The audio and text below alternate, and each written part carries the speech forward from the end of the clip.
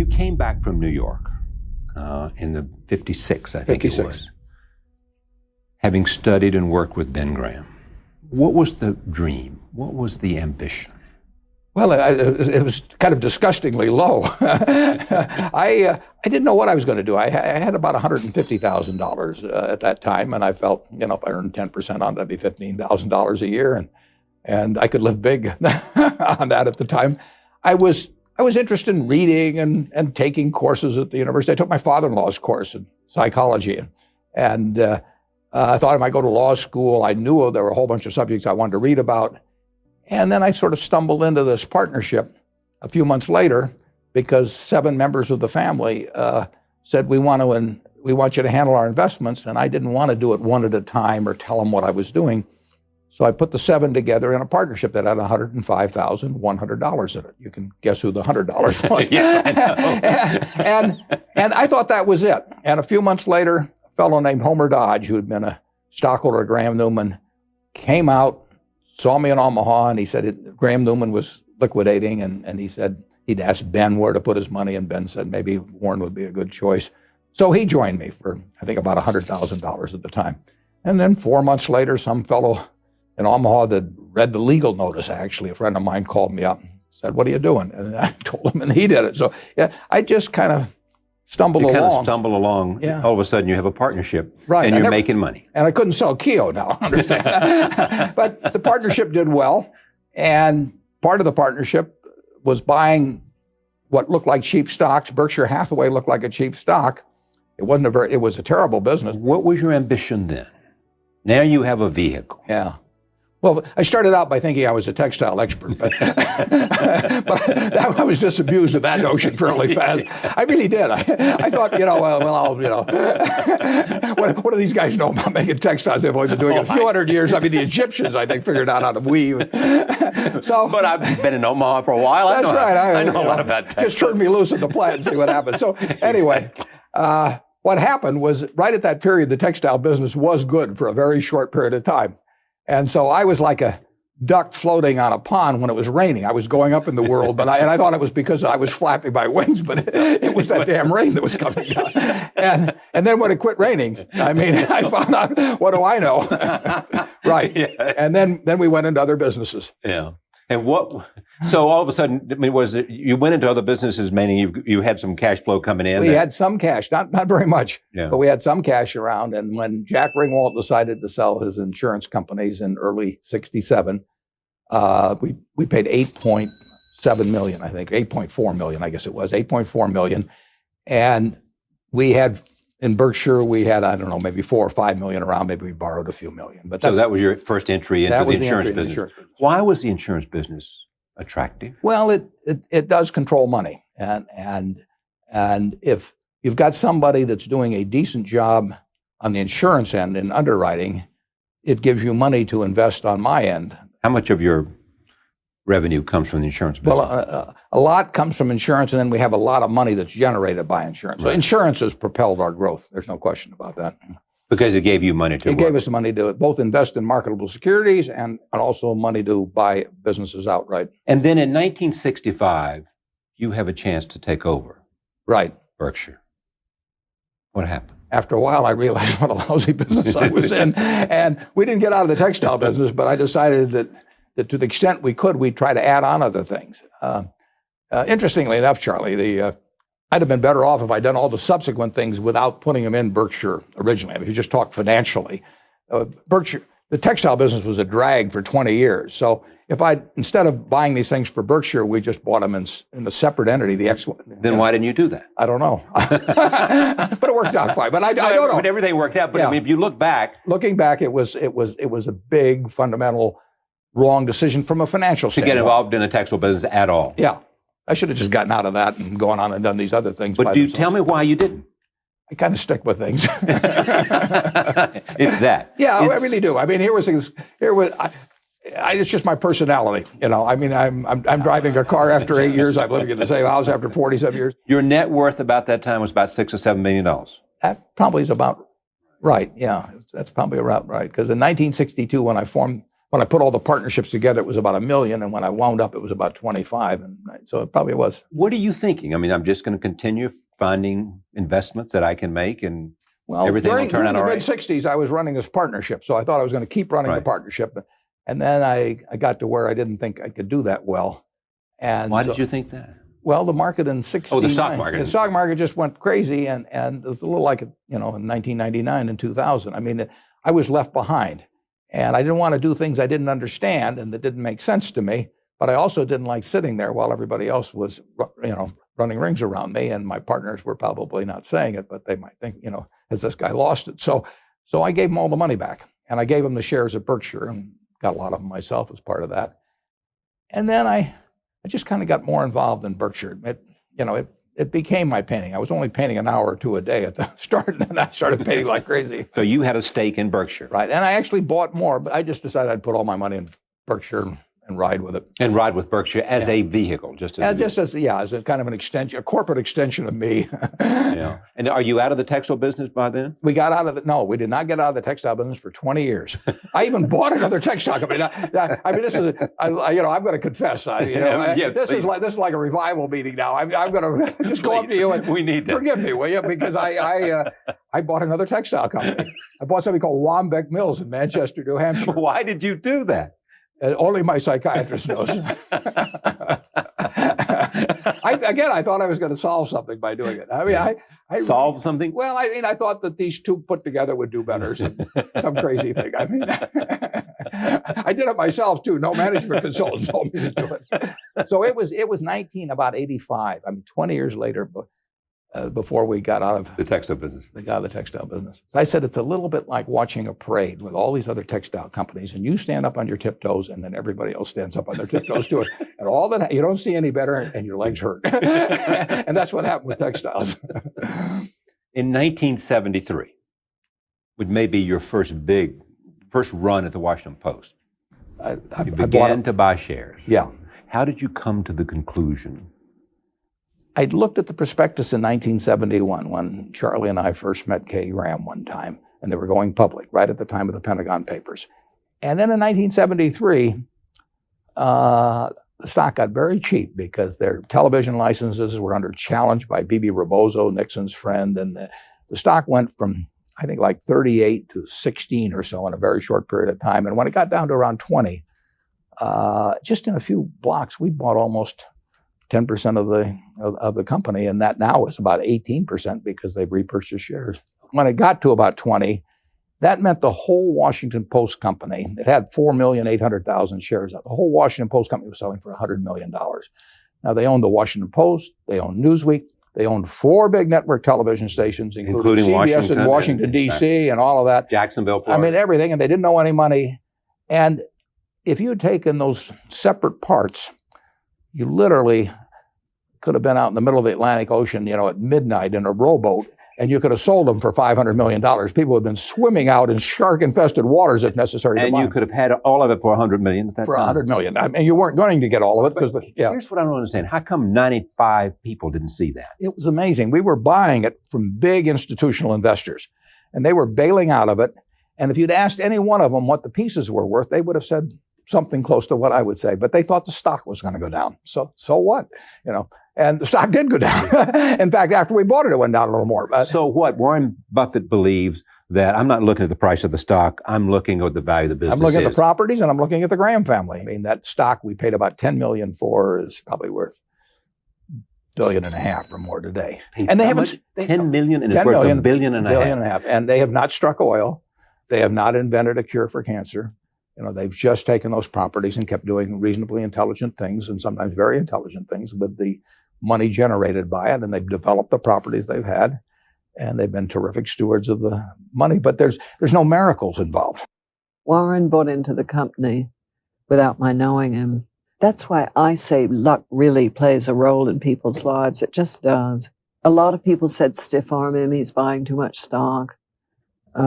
He means you no good. And my native instinct was, let's take a look. Let's see what he's like. And everything I learned about him was very good. So I asked him to come and take a look at the company in which she'd just bought these shares. He had to write me a letter when he owned 5% of the company, saying, "Dear Mrs. Graham, I've just bought 5% of your company, and I mean you no harm. And I think it's a great company, and I know it's Graham owned and Graham run, and that's fine with me." And so I got to know him, and I thought, whoa, this guy's really terrific.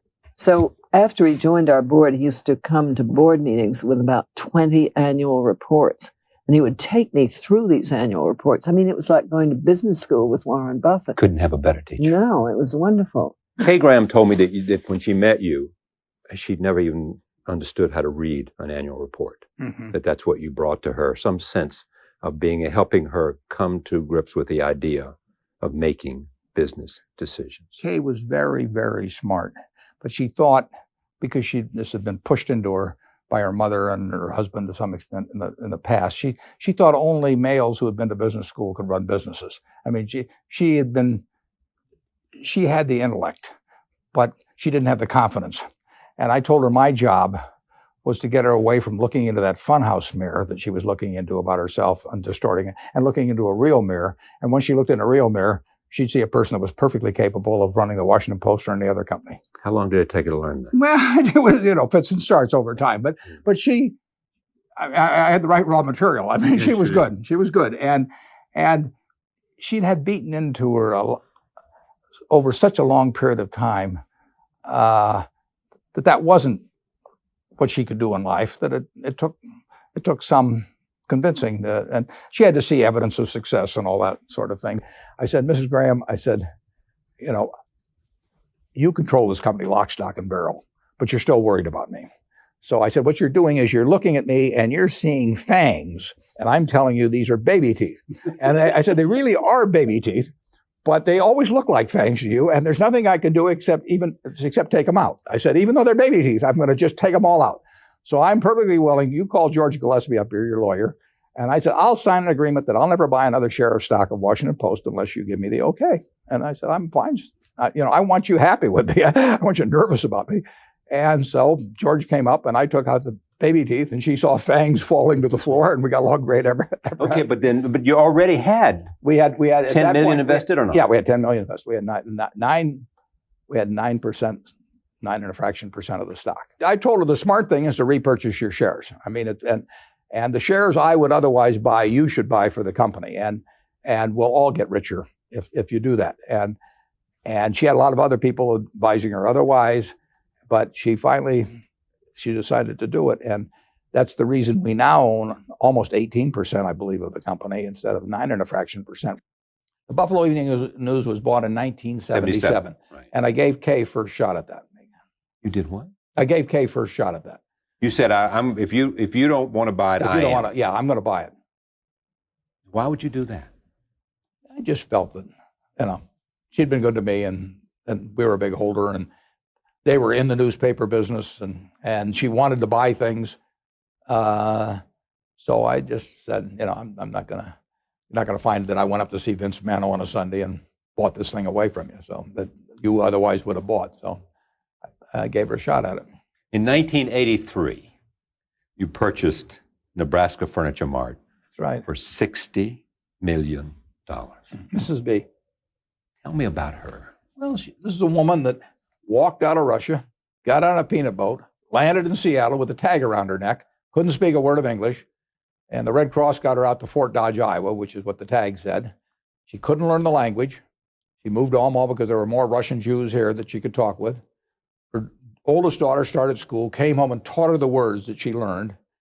She took 16 years to save $500 so she could start this company, and selling used clothing, bringing her siblings and her mother and father over her $50 at a crack. And in 1937, took $500 and went into business and competed against all these people who had all kinds of advantages over her in every way, and she killed them. And she killed them? Yeah. And how was she able to kill them? She cared about it. She was smart. She knew the limitations of her knowledge, and she was confident within her circle of competence. She didn't get outside of it, and she took care of her customer.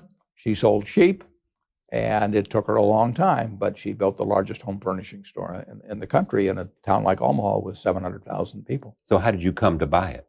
Well, I was in love with this operation. I mean, that's my kind of woman.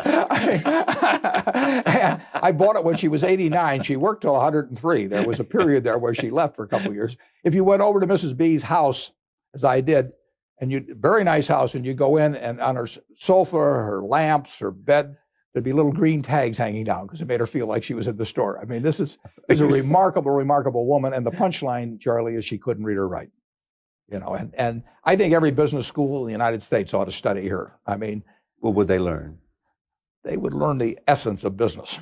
They would learn that taking care of your customer is what it's all about. Taking care of, and by that I mean giving them good deals, which nobody would touch. And and working like crazy. I mean, she was there day after day after day, and she had a passion for it. And the truth is, if you took the Fortune 500 CEOs, and I gave you first draft pick on 10 of them, and I'd put them in competition with Mrs. B, she'd win. No doubt. She'd win. Yeah. Michael Eisner was here, and I told him the story. He loved it. And Michael wanted to get the movie rights, and Michael could be very persuasive, but I saw him stand there with Mrs. B's daughter, the same daughter I referred to earlier, who at that time was probably close to 80 or so. And Francis is this tall and Michael's that tall. And Francis is saying, my mother wants a piece of everything. When you hear an 80-year-old say that her mother wants a piece of everything. I mean, that's great. So Mrs. B wanted them, whatever they were going to do, she wanted a piece of the action herself. If they were going to make Mrs. B dolls, she wanted on a piece of it. And they didn't teach that in any business school to her. She picked that up from understanding value. Ownership was everything. She understood business. And she understood people awfully well, too. In 1988, you started buying Coca-Cola. How come? I don't remember exactly. Probably read their annual report. Probably read the 1987 annual report, and I've watched it some. But there just comes a point, there's a tipping point, in terms of knowledge you've accumulated over a period of time, price changes in the stock, which had gone down some. They were heavy repurchases of their own stock. Roberto and Don were doing a terrific job. Nothing bad was going to happen to Coca-Cola, so I started buying. Most of it in that period from the middle of 88 to early 89, but then a little further on. But we put overall about $1 billion into it, and it's probably worth about $8 billion now. And you have no intent to sell? No.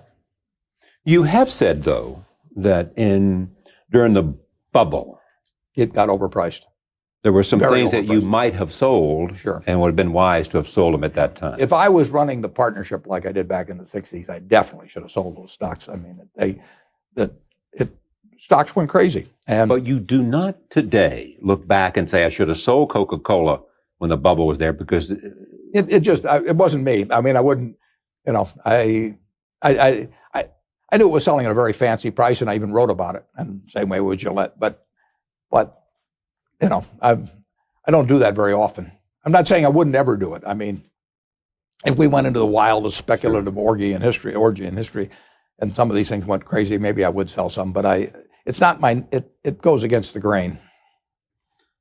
For one thing, wonderful businesses are not that common. And if you get a big position in a wonderful business, not a bad thing.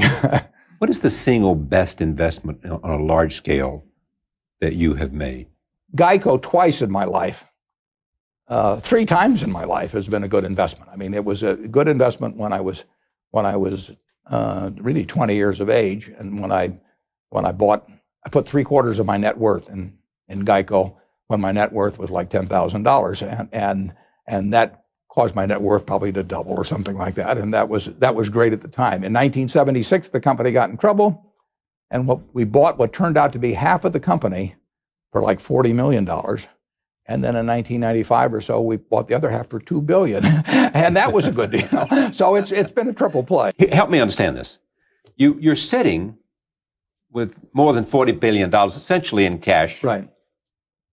You could buy some big businesses, I would assume, for $40 billion. Right. But you don't see any at a price that you want to own. That's right. And when I look at the deals that have been made in the last year, there's not one I'm envious of. So, I mean, it isn't like we missed them.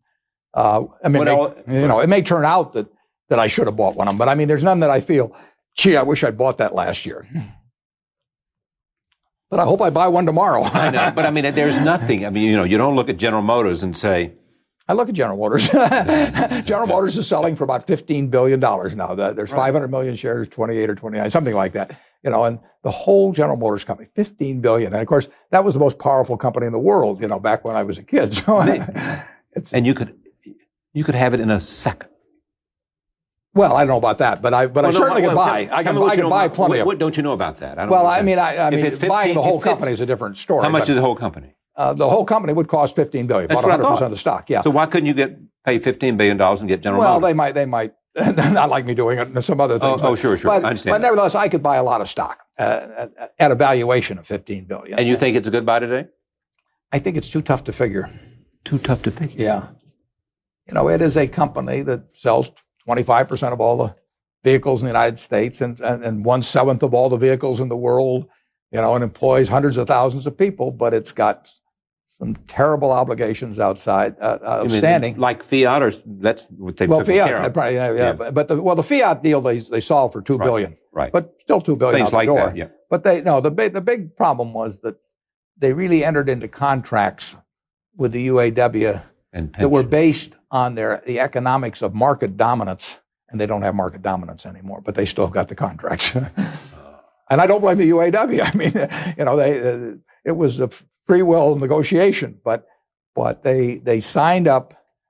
I think they're paying like 2.5 people that don't work for every person that works, or something like that. In terms of retirement and health care, and that gets to be crushing if you're competing with people that don't have the same obligations. You've looked at this closely. Well, I look at all the things. When you read 8 hours a day, you have a chance to cover a lot of. But General Motors, and listen, I think they're doing a great job considering the hand they're dealt. But General Motors is a huge annuity and health insurance company with a major auto company attached, and unfortunately, the huge annuity and health company has got a terrible bunch of contracts out. I mean, it is worth some big minus number. And the question is whether the auto company is worth a big enough plus number to offset that big minus number, but you can't separate the two. And you can't figure it out? Well, I can figure it out. But you can't what? Well, in the end, I can't come to a conclusion that it's obvious that. Well, that's what I mean. You can't come to a conclusion. Right. Because you don't have all the facts? Or no, I got the facts. What don't you know? Why can't you reach a conclusion? I don't know whether you can exist with the kind of obligations they've got and 25% of the market and very tough people like Toyota and all kinds of people coming at them who don't have those costs. They call them legacy costs. Here is the dilemma. You got $40 million in cash. 40 billion. 40 billion, I'm sorry. There's a difference. There's a difference, yeah. And you've gotten so big that you got to make a big play. Right. That's your problem. That's my problem. And I thought it was a problem when we were a lot smaller, and it was, but it's a bigger problem now. So what happened? And if I'm lucky, it'll be an even bigger problem 5 years from now. Tell me how the dilemma plays itself out for you. The odds are good, Charlie, that one way or another we will find reasonably intelligent things to do with most of the money, but they won't be as intelligent as the things that we could find 30 or 40 years ago with much smaller amounts of money, nowhere close. Because there are few there. They're right. It just can't, it won't happen. What's the test? What test does it have to meet? It has to be a business I understand. It has to be a company that I think has some kind of enduring competitive advantage. It has to be a management that I like and trust, and it has to be at a reasonably attractive price. Price is the least important, but it's still important. And you'd like to own all of it? I'd like to own all of it. But not necessarily. It's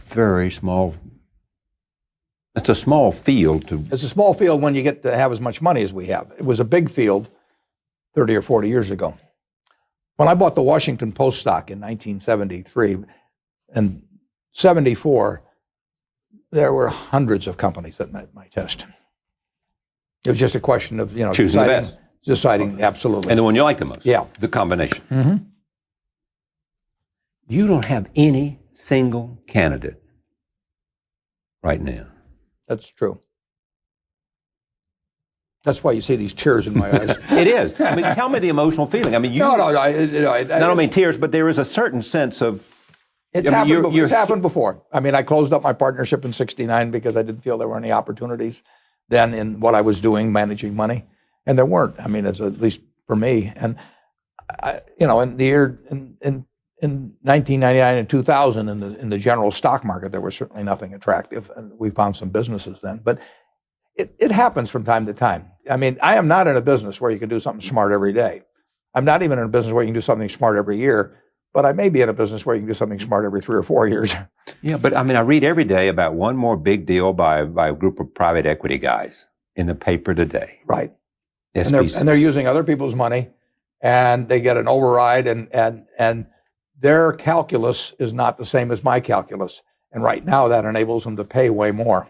Tell me how their calculus is different. Well, it's money they get from somebody else that they get paid quite a bit of money on if they don't do anything, and then they get a percentage of the upside and they don't take the downside. I mean, that is a different calculus than Berkshire's. Yeah, you have the upside and the downside. Upside and the downside, and I'm going to keep them forever, and I'm not going to dress up the accounting or rearrange things a little and resell it to the public. You're not going to take a big fee for doing it. No, so I don't have an exit strategy. And I'm not getting paid just to sit with a whole bunch of other people's money. It's my money. We sat down again with Warren on June 29th, 2006, after he had made some acquisitions since we last spoke with him. Let's talk about the future of Berkshire Hathaway. Right. The last time we talked about the rise of Berkshire Hathaway, you were sitting on, give or take, $1 billion, about $44 billion. Mm-hmm.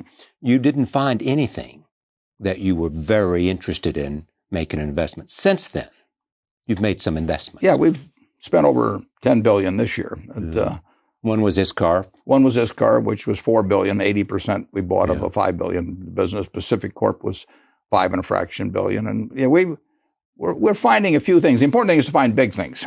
Okay, for you have a unique size scale problem. I'm looking for elephants.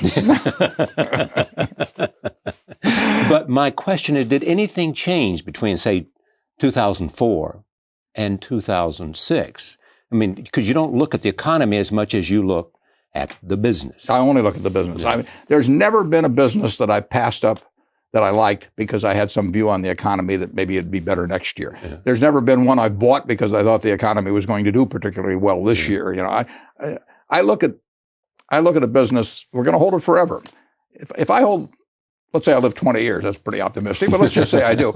In those 20 years, there can be a lot of good years, there can be a few bad years, in the economy, but what difference does it make? I mean, it's like playing 18 holes of golf. There's some par threes and par fives. And, the only way to get to the clubhouse is to play them all. If you like golf, you play them all. I like business. And so we're going to play the tough years. We're going to play the easy years. And if we got the right businesses and the right managers, it's going to work. I mean, why couldn't you have seen ISCAR in 2004? Because it was just that company. Nothing happened to them or nothing happened to you to make the investment in 2006 rather than 2004, except the CEO wrote you an email. That's right. I never heard of the company in 2004. That's the reason. Okay. Very hard to do it if you haven't heard of the company. And I never heard of Eitan Wertheimer, but he wrote me a letter in October. This is the guy who's the CEO. He's the CEO and the owner and his family. And he wrote me in October of 2005. And he said, he told me a page and a fraction about the company. And he said, Berkshire is a logical home for us. And he said, I'd like to talk to you. So he came over from Israel and we talked. But if he'd written me in 2004, we would have made the deal. It would have been cheaper too. Yeah, I wish he had written me in 2004. But my point is understanding why you didn't see companies was nothing having to do with the economy, nothing having to do with anything other than you just simply hadn't seen one. Yeah. It's availability. It's availability. Yeah. Sometimes it's something that happens in a family. There may be more people, or they may owe taxes, or who knows what. I mean, we buy when they're ready to buy. It's ready to sell. And I don't go out prospecting. I let my interests be known. But I get a lot of people say, well, why don't you call on this person? Why don't you call on that one? And, soften them up. Or, and I don't do it because my batting average would be terrible. You've got to wait till they're ready to do something. And that's when we hear about companies. So they come to you when they're ready. When they're ready. My phone rings. At this stage in your experience, you know pretty quickly if it's right. Yeah, but like about 2 minutes. Yeah. I mean, I read the letter from Kathy. I knew it was right. I mean, you can tell. Have you ever met girls, Charlie, that you knew it was the right? I mean, I don't want to get personal, but there's some, and you know that other people would like them, sure, but it's just not for you. They're just not for you. Yeah, I know. They're just not exactly. for you. But that has to do with, I mean, you can see the numbers immediately. You got to make an evaluation of the management. How can you do that so quick? You just have, at this time in your life, it's an instinctive knowledge. Yeah, it's not going to always be right, but it's usually going to be right. One more time for the criteria. It is, in terms of an earnings, that we're looking for 75 million pre-tax plus 75 million. You're looking at management. You're looking at a simple business, one I can understand, which really means simple. And we're looking for management in place, and we're looking for a seller that knows the price he wants for his business. The seller must know the price. Is it a hard negotiation, or is it pretty quick? I mean, they know what. Very quick, because they know that. I mean, if I like the price and if it meets the test, I can say yes very fast. I mean, it doesn't take any time really, Charlie. Now, there's others. If I spent 2 years on them, I wouldn't know the answer at the end of 2 years. But I do know the difference between the ones that take 2 years and the ones that take 2 minutes. And you like the ones that take 2 minutes. Yeah. And you don't go to some investment bank to do the due diligence. No. If I need them. I need a doctor maybe to tell me about my health, but if I need them to tell me about a business, they ought to be running Berkshire. I did not take money from 400,000 people to essentially start farming it out and say, well, I lost your money, but this guy, I thought he was good. It just happened he was wrong. It's my job to know what I'm doing. And if I don't know what I'm doing, I don't do it. Well, we've established that you know what you're doing. No, not always. Coca-Cola is one example. The value of your holdings gone down by about $8 billion, haven't they? You hit it right on the button. Let's keep this quiet, though. I mean, do you ever say, man, what am I doing here? My commitment to the end is. No. I looking back, I made a mistake by not selling. You could have sold it at the time, 3 or 4 years ago, right? Something, yeah. But no, I don't look back on things. Yeah. Okay, but let me just stay with that idea. Yeah. So you look back and you say, when it was $80 a share, I should have sold it because that was at its top, say, or close to its top, and 50 plus times earnings. Right. Yeah, 50 times earnings. Yeah. But it's not in your blood to want to sell. No, but I do sell marketable securities sometimes. Okay, I don't sell businesses. Right. But I do sell marketable sure, and this securities. is a marketable security. That was a marketable security. As is American Express, as is. Yeah, but I don't sell See's Candy or the Buffalo News. Oh, sure. Yeah, I don't sell businesses.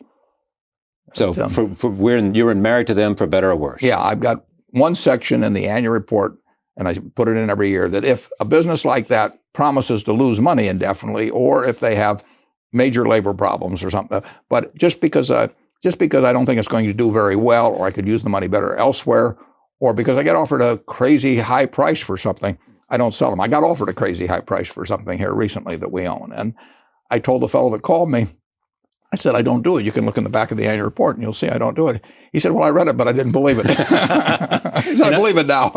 He thought he could buy it, and he thought he could buy it. He named a number to me and it was a good number. It was a good number. If I was trustee of a children's home and that was the only asset of the children's home, and it was my responsibility simply to get the best economic result for the children's home, I would have had to sell it to him. Exactly. Since I last talked to you, you have, with the consent, in concert with other members of the board, have chosen the successor? Well, what we have, Charlie, is we have 3 that could do it. And every meeting of the board, we don't have very many meetings, but every meeting of the board, that's the subject. And the question is, if something happens to me that night, who do they put in charge? So they always go away knowing what they would do the next day. Now, there may be a pool of 3, but we have settled on one at any time. And so if something happened to me tonight, tomorrow morning, the board of directors of Berkshire would convene, and they would know exactly who they were going to put in charge. You will run Berkshire as long as I keep my marbles.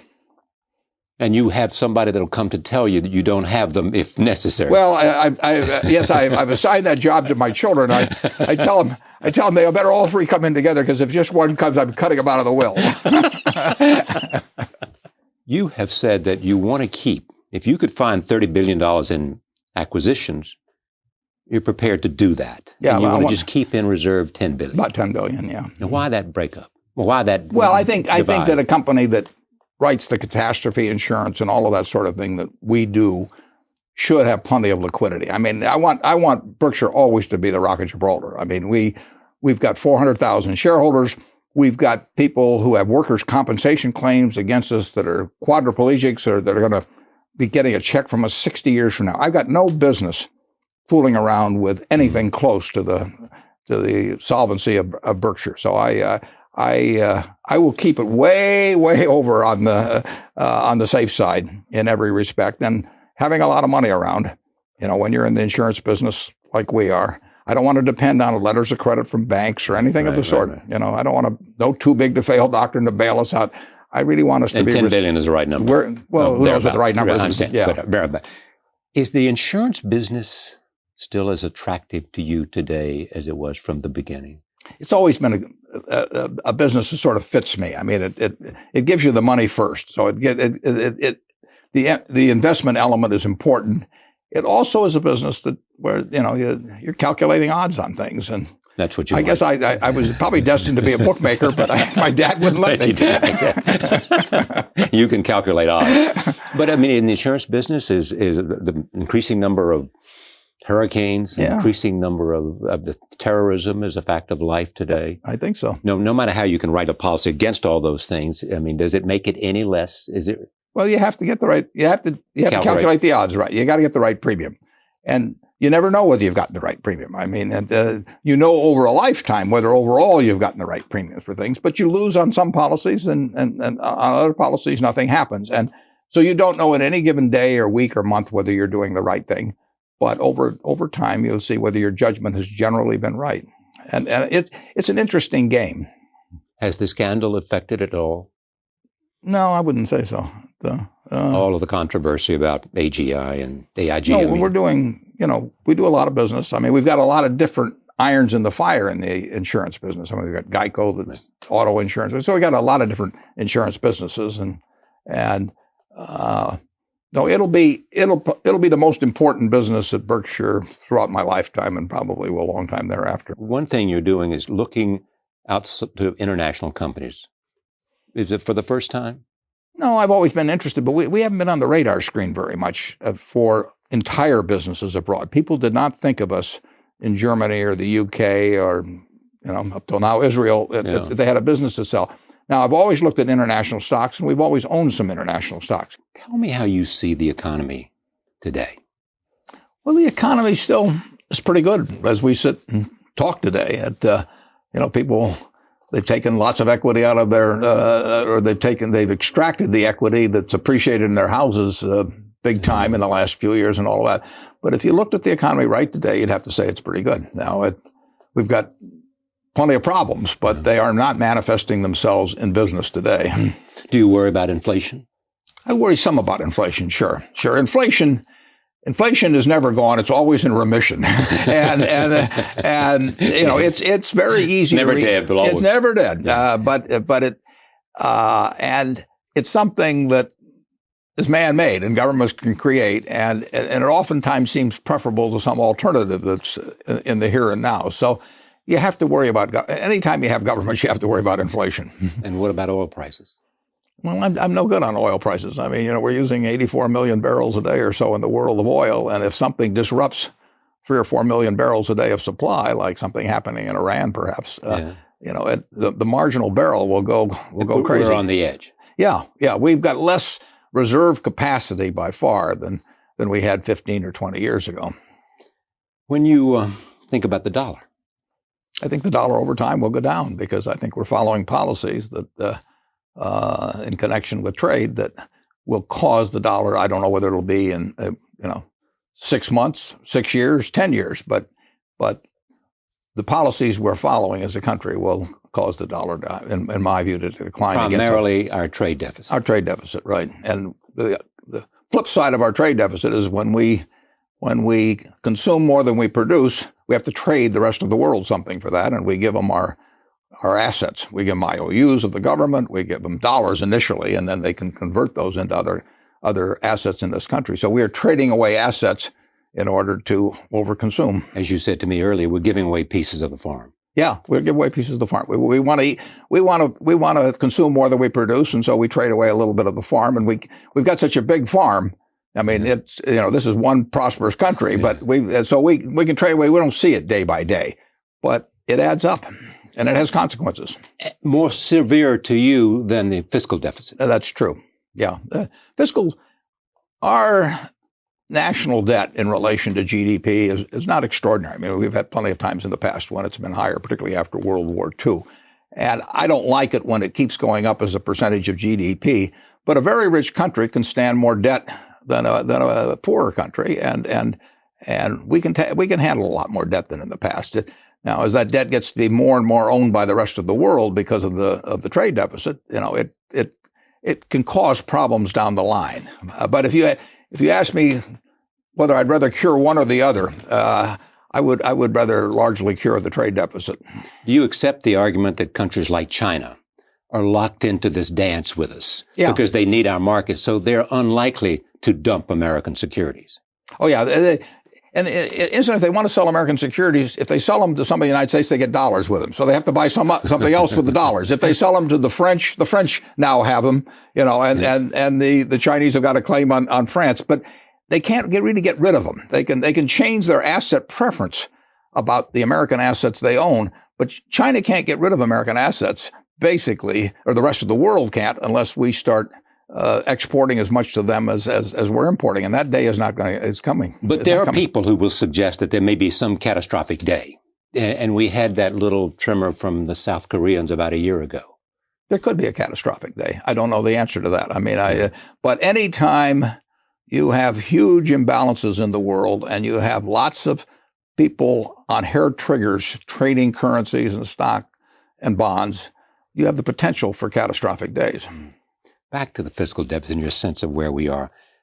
A lot of people look at the budget that they see today, and they look 10 years out, and they say with a baby boom generation coming in and Social Security and Medicare, that we are looking at a huge problem downstream, that either we got to raise taxes, cut spending, or change the age of the beneficiary. Yeah, we have to change the promises. I mean, a lot of what you see coming down the road as really large looming problems revolve around promises. And we won't, in my view, ever change the promise on Social Security.